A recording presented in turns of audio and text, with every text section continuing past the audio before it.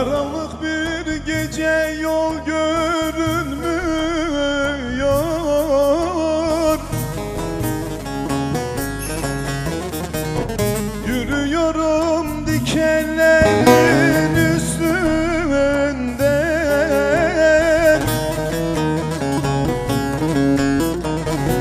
Geri dönsem taşa tutarlar beni.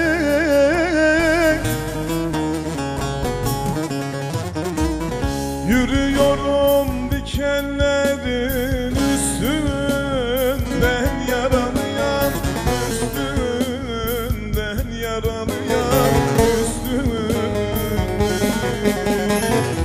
Yürüyorum dikenlerin üstünden, yaralıyam üstünden, yaralandım üstünden.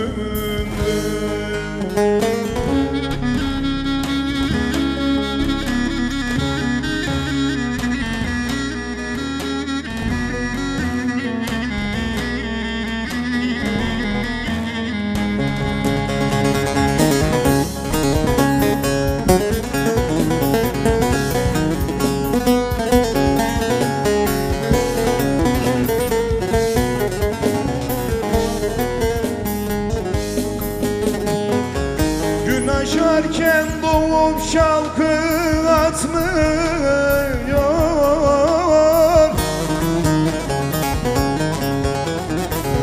Gökteki buludu söküp atmıyor.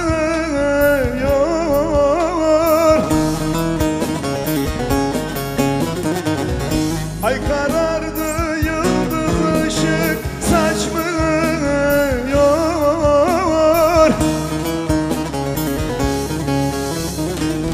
Yürüyorum dikenlerin üstünden, yaralıyam üstünden, yaralıyam üstünden.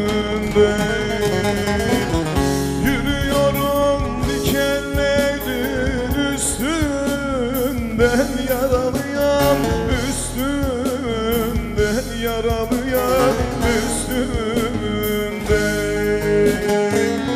Yürüyorum dikenlerin üstünden, yaralıyam üstünden, yaralandım üstünden.